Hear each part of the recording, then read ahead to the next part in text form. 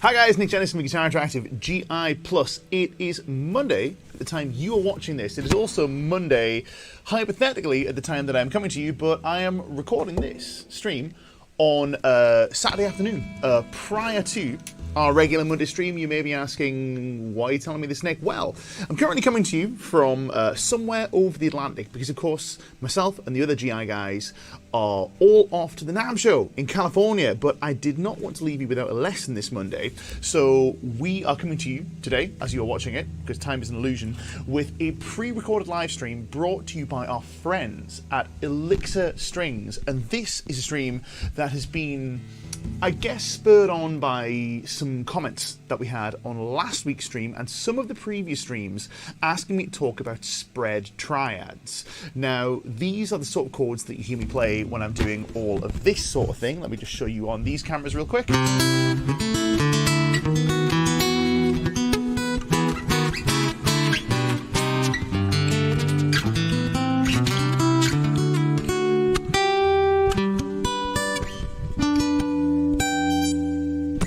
And so on and so forth. Now, you guys have asked me either about this specifically, where you've said, hey, look, can you talk about spread triads? Or some of you asked me about, oh, what are those chord shapes that you're playing? What are those kind of like really nice open sounding piano type chords? I've heard them referred to as, or some people refer to them as the Eric Johnson type chords. Either way, regardless, this is a particular type of chord voicing that we refer to as a spread triad. And today, dear friends, in this lesson brought to you by Elixir Strings, look at that down there, we're going to go over how you can use spread triads in your playing, and how you can, well, what shapes you can use. We're going to learn some practical ways of playing them. I'll show you some of my favorite shapes, how they relate to the chord shapes that you already know, and then in next week's stream, we'll be applying these to our electric guitar playing with some more soloing type ideas. So keep your eyes peeled for that. But for the time being, we're going to talk about this through the lens of our acoustic guitar. But before we do, I want to take a quick second and do a little bit of housekeeping. If you're enjoying what we're doing here on these streams, make sure you hit the relevant buttons down below on whatever platform you happen to be watching on. If it's YouTube, which is where most of you guys watch, make sure you hit the thumbs up button, which is going to give this video a like. It'll boost it for all sorts of guitar players to go and see. Consider sharing this with your guitar playing friends. And of course, don't forget to subscribe. Hit the bell icon so we can let you know when we go live. Again, this stream is being pre-recorded a couple of days before it goes out, so by the time you're watching this, it'll be Monday evening, but we stream every Monday evening, 8 p.m. UK time, and we talk about all sorts of guitar topics, everything from beginner stuff through to more advanced concepts. Today, we're going to see if we can get a little something that is useful for everyone on the topic of spread triads. Now, at this point, I would normally say hello to everyone in the chat, but obviously I can't do that because I can't go forward and back in time, although you'd be forgiven for thinking so, because here I am coming to you ostensibly live from sometime in the very distant past, as much as 48 hours ago. So anyway, let's get into the meat of today's session. This session is going to be perhaps about 45 minutes in length because we won't be able to do our regular Q&A session, but we'll just see how we do it. We're recording this live because I want this to feel like a live stream. If you are in the chat, make sure you say hello, and if you have any questions, drop them down below. I will address them, or as many of them as I can, on our next live Q&A, which will be on our next live stream. So let's get into the meat of today's session, which is spread triads, what they are, how you can use them. So first things, before we address what spread triads are, it behooves us first to address what triads are. Because you might be thinking, triads, isn't that like a gang? Or, I don't know. So triads are what we refer to as, it's the name that we use to refer to three-note chords. So if you've played any chords like this, for example, where you might have played G, or you might have played D and C, chords without any names attached to them, or maybe you've played here, C, C minor, etc. Chords that aren't C sus2 add sharp 11, for example, or chords with similar names, or, you know, any of that sort of stuff, B dominant 11, etc. Chords without any of those fancy names we refer to as triads, and the reason we call them triads is because they have three notes contained within them, only three notes. If we take a look at a G chord as our first example, G's contain the following notes. This chord contains a G, which is where it gets its name, a B, D, and then all of the other notes are duplicates of G, B, and D. So we have G, B, D, G, D. Sometimes we'll play that as a B, either way. And then we'll play another G here. Anytime you play these three notes, a G, a B, and a D, without any other notes going on, this gives us a G triad. We use the term triad to distinguish it from chords that contain a seventh, like this G major 7. Or, for example, this G dominant 7, this G minor 7 that I played by accident. So we use the term triad to distinguish it from chords that contain more notes than just 3. So tri meaning 3, triad, 3-note chord. That's the way you can think about it. So some places we typically play triads are the open cowboy chords that we all know. I'm just going to show you those really quickly because this is going to form the foundation of how we get into our spread triads. So the chords in question are G, D, we have a C, we have an A, we have an E. We have minor equivalents for E, for A, and for D. These are our cowboy chords that we all know and love. We play loads and loads of songs with them. We call them cowboy chords for slightly derogatory reasons because they were used for a lot of strumming guitar in country and western music back at the dawn of that genre. So that's maybe why we call them cowboy chords, but they're fun, strummy chords. They're very, very useful, and they're by no means something that you should feel like you're above if you've been playing a long time and you can play all sorts of advanced stuff. They're very interesting and useful, but they also form the basis of a system that we refer to as the caged system, which you may have heard of before. So the caged system sounds very fancy, and it sounds maybe a little intimidating or maybe a little scary because it has the word cage in it, and you go, well, I don't want to be in a cage. Oh, it'll put my playing in a box. I don't want my playing to be in a cage. That sounds terrible. Cage system is just a slightly unfortunate acronym. So the acronym stands for, well, it's not even an acronym, it's an initialism. So it stands for, see, no, it is an acronym. Acronyms, initialisms, let me know in the comments. It stands for C, A, G, E, D. I'll say that again. C, A, G, E, D. Those are our caged chords. Now, the reason these chords are so called is because there aren't really any other ways that you can play these chords and still incorporate open strings. Unless you play anything fancy up here, yes, I guess you can, but these are the open position ways that we can play these chords. And by open position, I mean everything from 0, from the open strings, through up to the 3rd fret. So that's why they're really popular, because they keep our hand right down here at the bottom of the neck, makes life nice and easy to play. They sound good, they're easy to transition between. What is not to love? Now, what we can also do with these chords is we can start to use them as a basis for creating movable chords. And you'll probably know at least a few of these.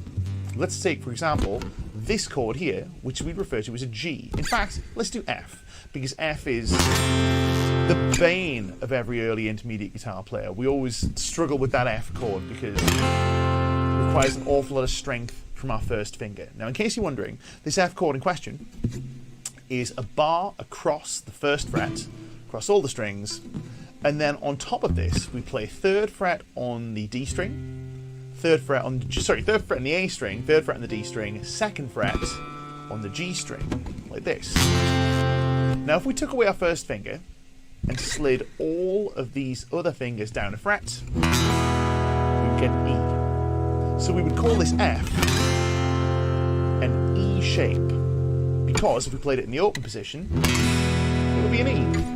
And then if we play it up here, in the first position, it's going to give us an F. But the F uses the shape of our E chord. It'll be a little like if we had a capo on the 1st fret and played an E chord, that's what we get. We get this F. The only difference here is our first finger is doing the capo. Let me show you the difference. Here's first finger. Let me just quickly grab my capo, which moves things on my desk. Everything's clunking around. If we just slide that on there in place of my first finger, same result. Get the capo away, put my first finger on. The same is true anywhere on the neck. Now we decide, excuse me a moment, I appear to have dropped my capo. Let's try that again. This is live TV, folks.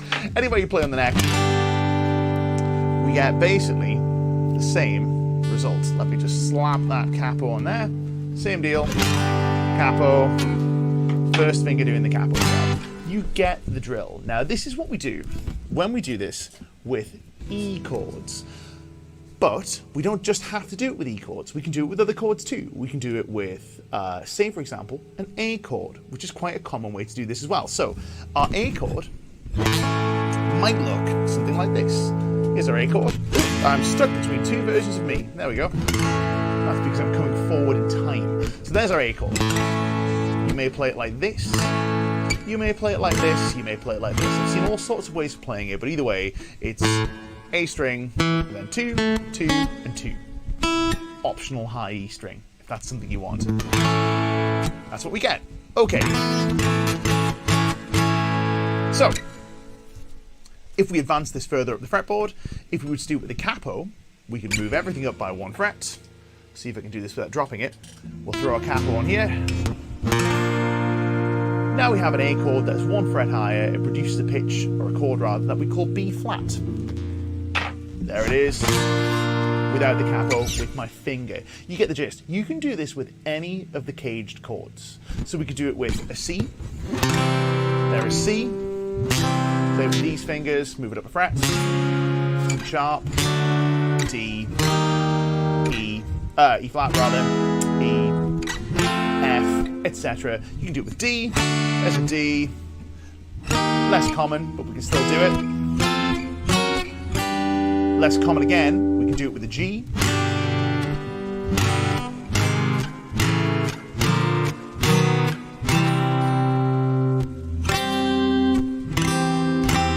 So on and so forth. This is the caged chord system in a nutshell. In a nutshell.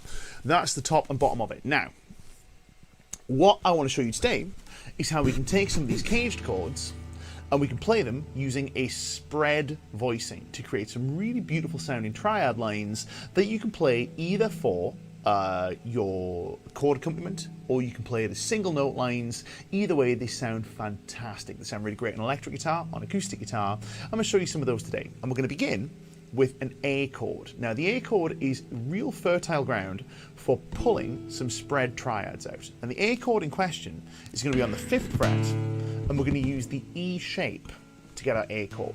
So let's talk about what that's going to look like. So we have our A chord right here. Kaboom! There's our A chord, 5th fret. We're barring across the 5th fret. We're going to play 7th fret, 7th fret on the D string, sorry, the A string and the D string, 6th fret on the G string, bar across, lovely big strum. That is an A chord. I think we can all agree on that, right? Surely, if we can't agree that that's an A chord, we have trouble. So, within this A chord, we have multiples of the following notes. We have A's, we have C sharps, we have E's. Let's go find them first of all. So this E string note, right here, that's going to be an A note. This next note here is E, A again, C sharp, E on the high string, and then A again on the high string again. So we have E, A, C sharp, E, A. They're the notes. We could also refer to them by their functions. And their functions in this case are going to be root, 5th, root, then 3rd, 5th, root. I'll say that again. Root, 5th, root, 3rd, 5th, root. Now, in order to have a full A major chord, we need to have the following. We need to have at least one A, which is our root, at least one C sharp, which is our 3rd, and at least one E, which is our 5th. So at least one root, at least one 3rd, at least one 5th, or at least one A, at least one C sharp, at least one E. So what do we get here? If we play the following, if we play the lowest 3 strings in this shape,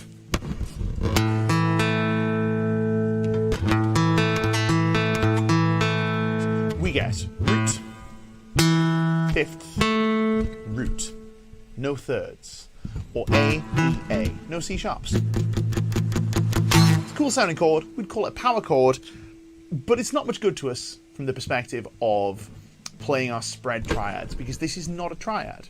Even though it has 3 notes in it, 2 of these notes are duplicates. So we'd call this a dyad, which is a 2-note chord. Power chords are dyads, which is why they sound so good with distortion, because there's not that much information there, which means the distortion can afford to make all of those notes really, really big, and they don't trample on top of each other, like if you try to play bar chords with distortion, unless your surname happens to be Ramon, in which case you get a pass. But even still. So this is probably not where we would look to find a triad. Certainly if we were looking for 3 notes. So we'll clarify that real quick. For these spread voice triads, we're looking to play only 3 notes at a time, i.e. only 3 total notes.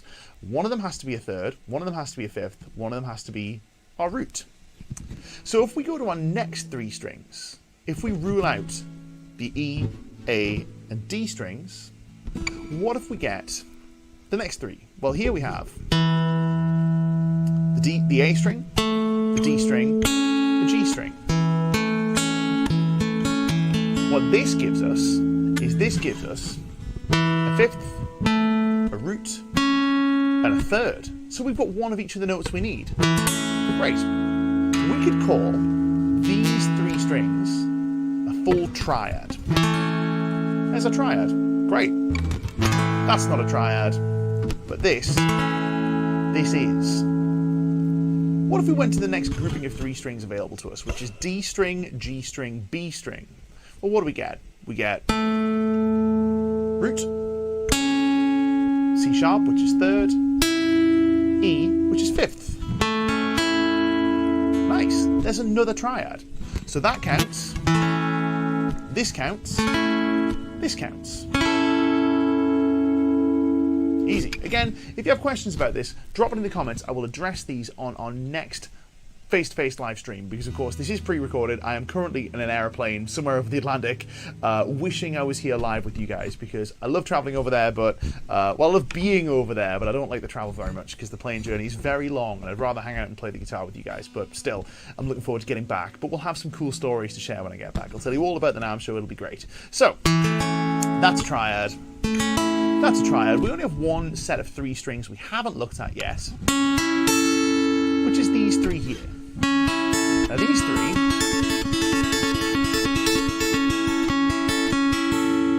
are our highest 3 strings: G string, B string, E string. Again, we're taking this all from this E shape, this bar E shape, creating our A chord. And what we have here is we have third, fifth, and root. So this also counts. Basically, any 3 strings derived from this chord, and this is only true in this chord, in the context of this chord shape, as long as we've got a G string involved, we're good. If the G string is being played, we're happy. So this gives us this as an eligible triad, this as an eligible triad, and this as an eligible triad. This is the smallest amount of information you can play and still have it be a triad. If I play 2 notes, not a triad. Not a triad. Not a triad. Not a triad. Not a triad. Definitely not a triad. Yes, a triad. Still a triad. Still a triad, but with more notes than we need. Some of them are doubled up. Doesn't mean it's bad. It sounds cool, but for what we're trying to do today, not what we're looking for. So triad. Triad. Triad. If we played against the A string,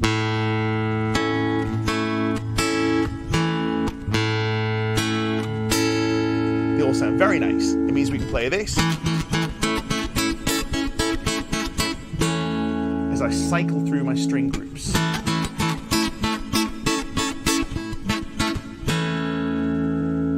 They all sound like triads. That's pretty cool. But what they aren't yet is spread triads. They're currently what we'd call close-voiced triads. Now, our closed-voiced triads, in this case, close-voiced triads are what we refer to when we have 3 notes that are played as close together as we can get them. close together as it's possible to play them. You can't play C sharp, E, and C sharp, A, C sharp, and E, root third, fifth. You can't play them any closer together than that because there is no way to play them closer together than that. They don't exist closer together than that. That is the closest they come. But what we can do is we can play them further apart from each other. Let me show you a way of playing these three notes that is about as far apart as we can get them. So, let's say, for example, we were to play, let's go to a really silly example. Let's say we wanted to play an E here, we want to play an A here, and a C sharp somewhere in the middle. That is technically an A major chord. I'll play it again. Oh, play it again. Quite a silly way to play an A major chord, but it is an A major chord nonetheless. I don't quite have enough frets to play this voicing. I can bend and get it. That is technically an A major chord as well, because we have an A, an E, and with this little bend, a C sharp. These are extreme examples of placing these notes about as far apart as we can get them.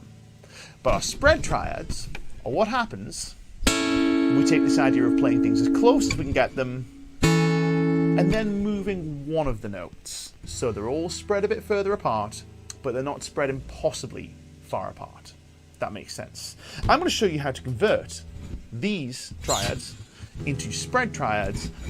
But first, I want to take a quick second and show you this. If you're enjoying what we're doing here, don't forget, you can go and get some more guitar lessons like this, right down here at the link down below. This is guitarinteractivemagazine.com/GI-plus, which is our education site where you can go and get courses like this. This is Ian Simo's slide guitar for standard tuning, where he goes into great detail about using triads with a slide in standard tuning, but it's not just slide guitar that this is good for.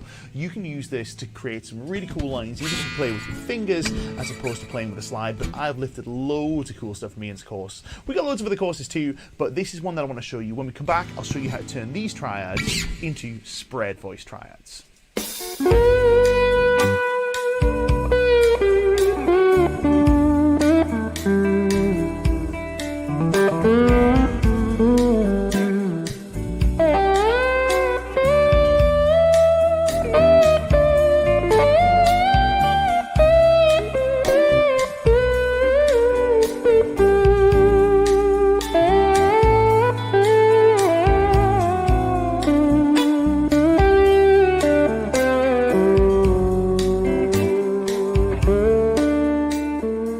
Hi, my name is Ian Simo and I'd like to share with you my course on slide guitar for standard tuning. This is a 10-part series in which we're going to explore the essential slide hand techniques and pick and hand techniques. We're also going to take a look at rhythm playing with the slide. So we're going to look at how to integrate the slide with major and minor triads.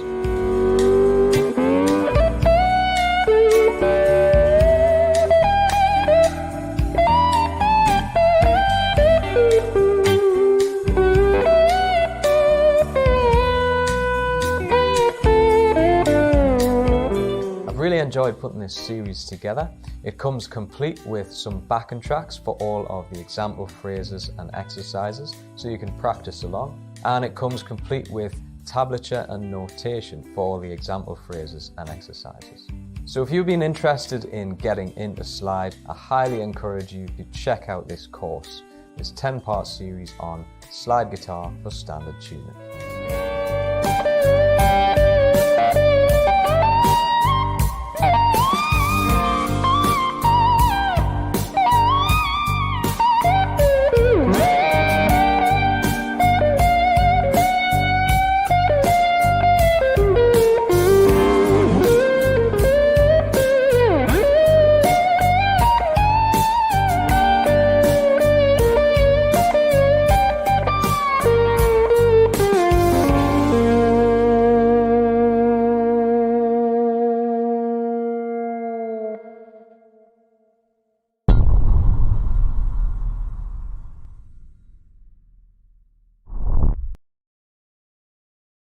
Kaboom! There you go. That's Ian Simo's course, Slide Guitar for Standard Tuning. It is Really, really great. I encourage you to go check it out. Links down below. Now, let's talk about how we're going to turn our triads into spread triads. So, in case you're just tuning in for the first time, I want to take a quick second and remind you what we're doing here. Hi, my name is Nick Jennison. I am currently not live. This is a pre-recorded live stream because we're at the NAMM show and I didn't want to leave you guys without lessons because I love hanging out with you guys. Even if I can't be there, I want to hang out with you guys. We do these every Monday, 8 p.m. UK time. Says so down here. Also want to take a quick second and shout out today's sponsor. This stream has been brought to you by Elixir Strings, who've been kind enough to sponsor what we're doing. If you're enjoying what we're doing on these streams, ways you can help us keep doing them, because we want to keep doing them, is you can go and check out Elixir's links down below. And if you're after some new strings, go buy some strings to go with your acoustic guitar because they make fabulous acoustic guitar strings. These strings have been on for, crikey, when did I put them on? Let's have a think. I think I put these strings on in June. And they've been played quite a lot and they still sound good. And that includes a whole summer's worth of gigs. And they still sound fantastic. It is currently January at the time of recording, but they're going to get the real acid test because not only were those gigs a lot of fun and very, very warm, but they also featured a very good friend of mine who I'm going to be loaning this guitar to for some gigs that he's got coming up. So this is my pal Mickey. Shout out Mickey Crystal. Hey, great guitar player, dear friend of mine, out of this world. But Mickey is known for, among other things, being a fabulous guitar player, but also being an absolute decayer of strings. Like, strings just turn to rust in Mickey's hand. He only needs to look at them and they turn to rust. However, Mickey played this guitar on the gigs that we did together. When we swapped back and forth, we were both playing guitar. I was singing, I was playing a lot of acoustic, Mickey was also playing a lot of acoustic, and even though these strings have been on and he's had this guitar, they still sound great, and they still feel great, and they're not rusty. Also, I'm giving this guitar to Mickey for a few weeks while I'm away, so he can use it on a run of gigs. I'm expecting these strings to come back still feeling great, whereas the other guitar I'm loaning him, I expect those strings to come back and be terrible. So there you go. You want some strings? Elixir Strings, the Mickey proof. Sorry, Mickey. I love you to death. You're a great guy. And a fantastic guitar player as well. So I'm looking forward to seeing some footage of the gigs with this guitar. So anyway, spread triads.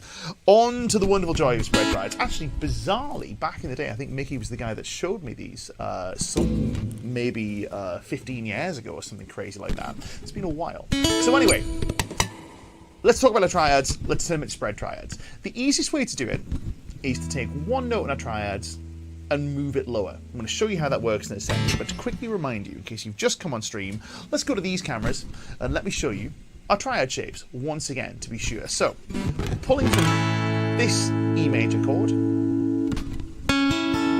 these top three strings, that's a triad,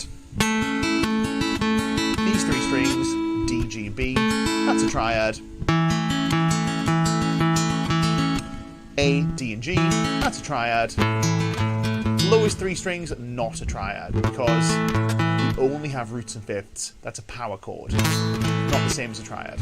So triad here, triad here, triad here. Now what we can do is we can take these triad shapes, we can play any one of these close voice triads, and we can turn it into what's referred to as a drop two voicing. Now a drop two voicing is a fancy way of saying you take note number 2 in the chord, whatever that is, you take note number 2 and you drop it by 1 octave. This is very common when you're arranging for instruments, lots of instruments playing together, for example. If you were arranging for big band, you would put the saxophones in drop 2 voicing because they're in that mid-range, close voiced chords sound a bit, Same is true for things like male voice choirs, whereas higher pitched instruments like trumpets, female choirs, tends to do quite well with close voicings. So this is one of the reasons why it works so well on the guitar, because the guitar lives in that mid-range where close voices can sound nice, but they can also start to sound a little cluttered when we get down here, whereas spread triads sound much more open, much more pretty, I guess. They're just a really elegant sound. They're lovely. So let's talk about it. So if we go to this top shape here, for example, this is where we'll begin. So this is the highest part of this shape.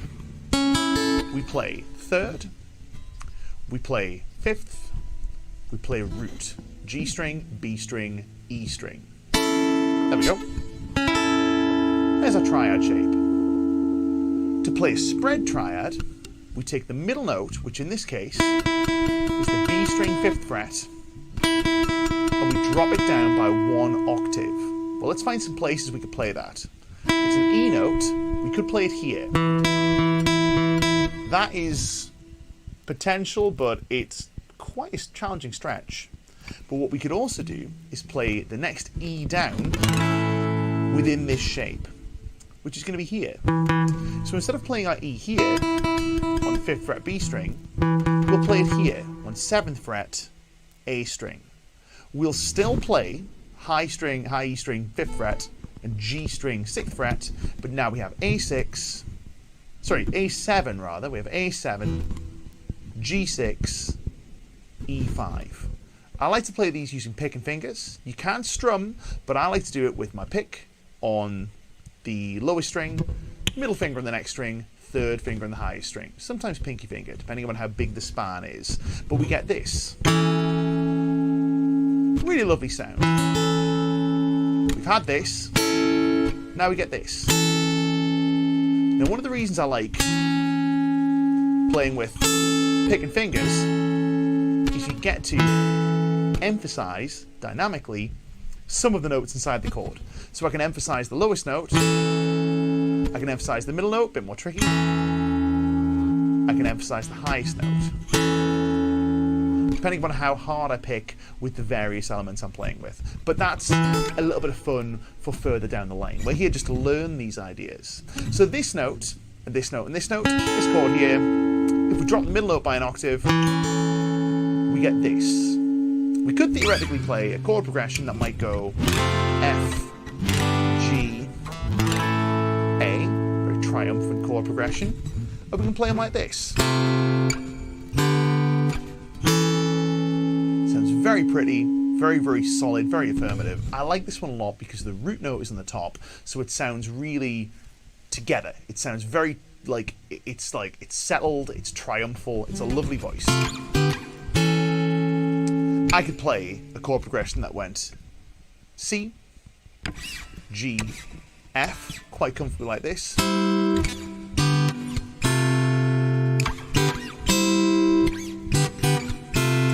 That sounds really nice, but it is a little bit inelegant. It's a bit jumpy. So in order to make the chord progressions work a little bit more smoothly, we probably need some other voicings that we can play between. So let's go looking for them. Now, the next voicing we can take a look at is going to be what happens if we start on the next grouping of strings. This is going to be the B string, G string, D string. We'll show you what's going on here. So this was our triad. B string, fret 5, G string, fret 6, D string, fret 7. That's nice. We can play from here to here. It's the same chord. This one sounds all spread out and spacious. This one sounds quite on top of itself, but that can be pretty cool. It's a good sound. It's just not the sound we're looking for today, but it's still a good sound. What we'll do instead is we'll do the same process. We'll take the middle note and drop it by an octave. So this middle note is here.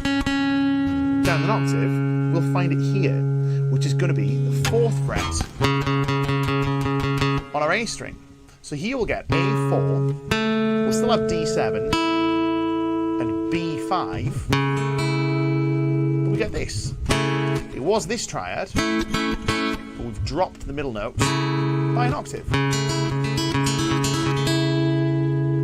That's our spread voice. It's the same chord as this, but the notes are in a different order, and it gives it a slightly different feeling while still being the same chord. This feels really sure of itself, really settled. This feels a little more questioning because it has the strongest note, which is the root, tucked away in the middle. We've got a third underneath, which implies motion. We have a 5th on the top, which implies instability, sort of, or questioning qualities, I guess. And this gives us our second place we can play this spread triad. This is useful because it allows us to bridge the gap between, say, this C, pull from that chord, and this G.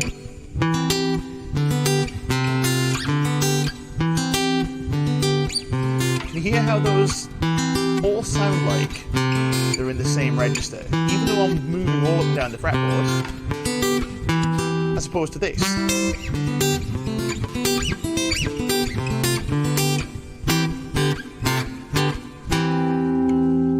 This is another concept that we'll talk about another time, which is called voice leading. Now, voice leading is where we try and stack our chord voicings in such a way that there's a smooth melodic flow between our chord changes. But voice leading is another topic for another day. There is more to it than that. That is not the full definition of voice leading, but it's a way of thinking about it. So voice leading is actually more about creating a melody through the top portion of the chord and leading through the various voices to support that melody without changing the contour drastically. So, but that's another topic. As far as we're concerned, we can think about it as just creating chords that flow together without being jumpy and choppy. So, there's two ways we can play within this particular shape. Let's do another. And the other one is what happens if we do this. Well, this one's quite easy. Here what we get is we have fifth, we have over this end our root, and our third at the top. We're going to take the root, which is here, and drop it by, you guessed it, 1 octave, which gives us E string 5, A string 7, G string 6. Now here what we get are 3 voicings that are derived from this, this, and this, but they're turned into this, this, and this. They're beautiful sounding chords that you can use to really create some magic in your chord playing, but also in your arpeggio playing, your single notes. They're lovely, and they're also a really good exercise because they require you to invert where the first finger is relative to your fourth finger. Now there are other shapes that are available to us too. I'm not going to show you every single one of them today, but I will show you a few more, because these shapes are really useful, but they're all derived from this E shape. All derived from this E shape. What if we were to pull the same thing from an A shape? Remind you what the A shape was. The A shape was this. There's our A. Think about your cage system once again. There's our A caged chord, which we can move up here. If we go looking for triads, in this C chord here, for example, the lowest 3 strings, A string, D string, G string. You know what? I think we'll actually do this on these cameras. That's probably a little better. That gives us a power chord. That's not much good to us. These 3 notes, we get fifth, root, third. Nice. On top, we get these 3 notes. There's only 2 places we can find a triad here, but that's okay. So here we have root, third, fifth. We can do the same idea that we did before of dropping the middle note by an octave. So, there's our C chord using the A shape. These 3 notes are a triad. Drop the middle note by 1 octave. To here, we'll still play D string 5, B string 5. Wouldn't you know it? What have we got? We've got a triad. And a spread voice triad at that. So this gives us a C chord that we can play here. We could play this G chord, or this G chord to follow. Beautiful voicings. If I play this, that sounds fine, but this sounds really pretty. And then maybe an F here, a G here. Really, really lovely. That's one way, turning this A chord, A shape, into a spread voice triad.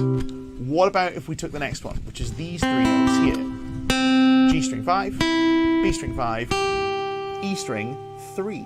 Well, you know the drill. Hit the middle note, which in this case is an E. Move it down an octave to B2. D2 rather. We're keeping G string 5 and E string 3. Look at that. That looks awfully similar to this. Like we played in our A. It's basically the same thing. There's our C. Same thing from this shape.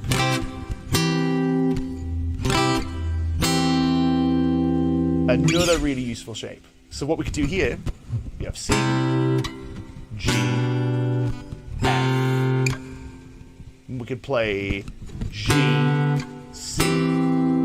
Play that again. C, G, F, G, C.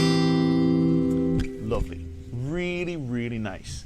Now, that is a look at how you might construct some major triads using the A chord shape from Arcade Shape and the E chord shape from Arcade Shape. I'm going to encourage you to go and dig out, because learning this is not just about memorizing, it's about learning how it works. I'm going to encourage you to go take a look at how you can concoct the same chord ideas, but how you can concoct them from a C shape, a D shape, and a G shape. You'll be surprised how much overlap there is. It doesn't end up being that many shapes here, so don't worry, you're not going to have to learn 3 inversions of a spread voice triad for every one of these shapes. But, you know, there's a couple more out there. The more of them you know, the more easily you'll be able to craft lovely, interesting chord progressions that flow into each other. Now, one final thing with this is what we haven't talked about is how we do triads that aren't major triads. How do we do minor triads? Well, all we need to do is do what we normally do to turn a major chord into a minor chord, and that is take the third and move it down by a semitone. So, let me show you. Over here, there's our A chord. To remind ourselves, there's root, 5th, root again, there's our 3rd. It's the only place we find a 3rd. If we take this 3rd and we move it down a semitone,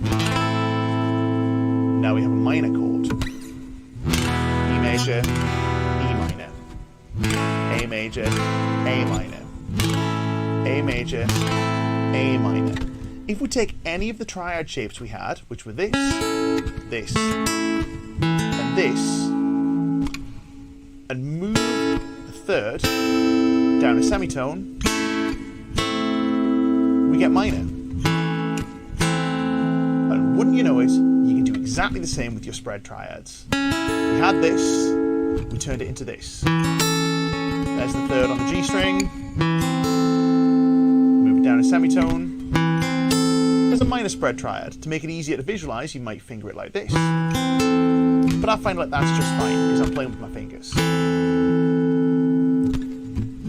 There's a major triad. We spread it like this. The 3rd is now on the A string. There's our minor spread triad. Down at the bottom, we had this. We turned it into this. Moved the semitone, the 3rd down by a semitone. There's our minor spread triad. Or this, just by picking the right strings and not playing the others. That's how we do minor spread triads. A string shapes become this. And this becomes this. And in a nutshell,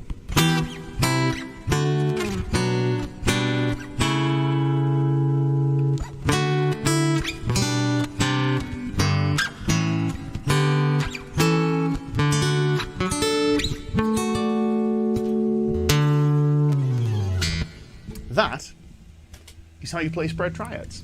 So, guys, normally we do a Q&A session at this point. Obviously, we can't do that because I am coming to you from the past. A reminder that this stream is being pre-recorded because I'm currently on an airplane whizzing over the Atlantic to go and cover the NAMM show. We'll be bringing live coverage to you guys over the course of this week as you're watching it. So make sure, if you've enjoyed what we've done here, make sure you go and check out the Guitar Interactive YouTube channel. Give us a subscribe if you haven't done so already. drop a subscribe down below, hit that bell icon as well, because we're going to be publishing loads of live NAMM coverage. We'll be doing more lessons like this. We stream every Monday. Next week we're looking at how you can use spread triads as a soloing device on your electric guitar. I might call it shred triads. That sounds like quite good fun. Who knows? Maybe we will. But in the meantime, I want to say thank you very much for tuning in. Thanks for sticking with us. We will be back live very soon on a Monday at 8 p.m. UK time. I want to take another second and shout out today's sponsor. This stream was brought to you by Elixir Strings. If you've enjoyed what we've done today and you've got some use out of today's lesson, make sure you go and check out Elixir's links in the comment section down below, or in the description down below rather. If you've got comments, you've got questions, drop a comment down below. Make sure you like this video, share it with your guitar playing friends, and we will see you on our next stream, 8 p.m. Monday UK time. That is Monday coming, 8 p.m. UK time. Keep your eyes peeled for our NAMM coverage. My name is Nick Jennison of Guitar Interactive Magazine, GI+. I will see you guys next week. In the meantime, let's play just a couple more spread triads before we go and see if we can create something really lovely.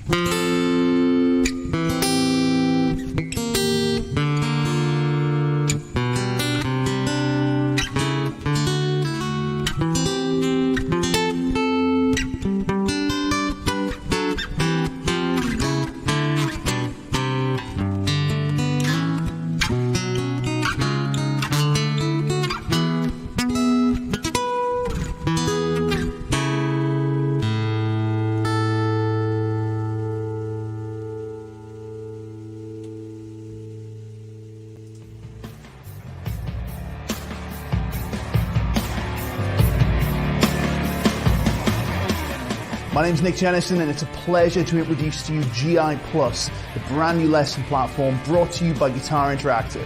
We've assembled a team of the best players and educators in the world to bring you exclusive lessons covering everything from metal to blues to fusion and everything in between. Want to level up your shred chops? Check out How to Play Fast by Andy James. Or how about sweep picking with Rick Graham? Or maybe country's more your bag. Well, how about a full-length exclusive country guitar course from Andy Wood? Interested in learning how to play over changes? Well, members get access to hours of exclusive lessons from fusion maestro Tom Quayle. Or maybe you want your playing to sound more soulful. Well, who better than Chris Buck to show you how it's done? Or perhaps you want to learn the secrets of the masters. Well, members get access to over 60 feature-length tech sessions where our tutors painstakingly decode the styles of players like David Gilmour, Eddie Van Halen,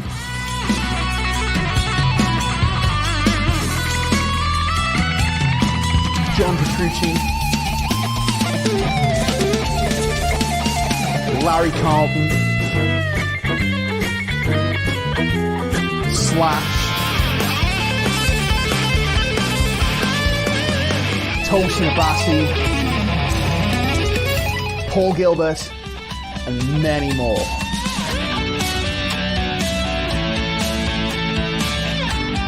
You get all this along with exclusive live webinars, free backing tracks, competitions, and so much more. So what are you waiting for? Sign up for GI Plus today.